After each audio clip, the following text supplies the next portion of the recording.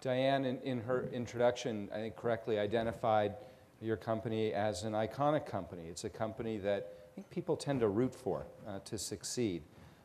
And I think that some of that is because the company has a deserved reputation for thinking about social issues. Do you look to measure the impact of this on the brand and what that delivers to the company?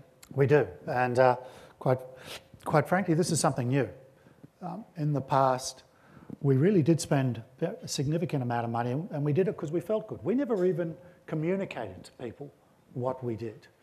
And the family's point of view was, well, why should we tell people? It's important to us. That's why we own the company, so we can make a difference in when we operate.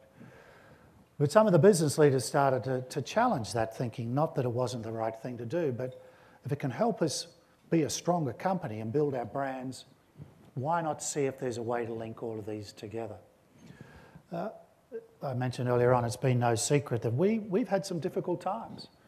And in fact, up until the last 2 years, the 5 or 6 years before that, extremely difficult for us. And we'd go out and do some research all the time about our brand equity. What do you like about the brand? What should we be doing? And some of the research we got coming back was, look, we love your company. Your products suck. Give us a reason to buy your product. Mm-hmm. And we knew our products weren't good enough, but we didn't realise the amount of equity we'd built up with consumers. And they were saying, we want you to be successful, but we're not going to buy your product unless it's relevant. So give us a reason to buy the product and we will support you. And I think you can talk about other companies that haven't really built that credibility over time, that when things are bad, they really cop it because the consumer's looking for an excuse to get back at them, if you like. And so that's one of the ways that we measure that. More recently, we've been linking our HIV AIDS awareness education to specific marketing programs. And we link it because we believe it's important to educate youth. Youth relates to music. And one of the campaigns we've been doing in South Africa, Red for Life, is we are identifying with emerging groups, putting on concerts, linking them to our product. But as you go to the concert, we're offering free HIV testing. And we're doing it in an environment where we will protect your confidentiality. But when you do it in a way that's part of everyday life, and people don't feel as though they're stigmatised by doing it, come on in. Hey, there's no issue with that, and then you can come to the concert, or it's part of just going out and having a good time, that people accept it as an everyday event. We got some research back the other day in a great article. We're number 1 in South Africa. And it's clearly been linked to our values and to the fact we've been able to tie in a corporate social responsibility initiative linked very closely to our brands, linked very closely to youth, and consumers are responding. So there are lots of success factors out there, and I encourage everybody. You can find ways to measure this, and you should. You really should. Because if you're going to be spending a lot of money, there's lots of competing means for that money. And my message would be, treat it like any other initiative out there. Look for an ROI, because you can find that ROI. You really can. Another example is the work we're doing with BSR on educating women and medical opportunities for women. It's really interesting when you get into factories, and we employ indirectly through contractors a lot of women. Absenteeism kills efficiencies in plants. You would get that. If 20% of the people don't turn up to work one day, you just have a disaster. You can't manufacture the number of garments you want to, the costs go up, then you can't deliver the garments to the retailers, lost opportunity with them, etc., etc.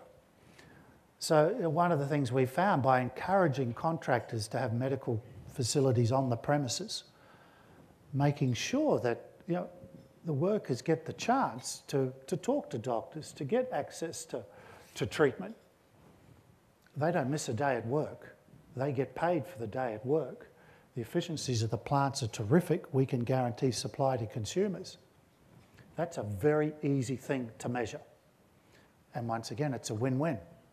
The contractors are happy. These employees are getting a level of health and education and support they've never had before. and you as a consumer get a great product. I want to come back to the factory conditions in a minute, but one more question on consumers. Economy's bad, unemployment's going up, times are difficult. Are consumers going to dispense with concerns about anything other than value for money? Possibly. I think the challenge to all of us is, how do you make sure your brand remains relevant? I was talking to someone the other night. You can go into almost any retailer at the moment, and it seems as though if you buy something, they'll donate $1 to charity. So what?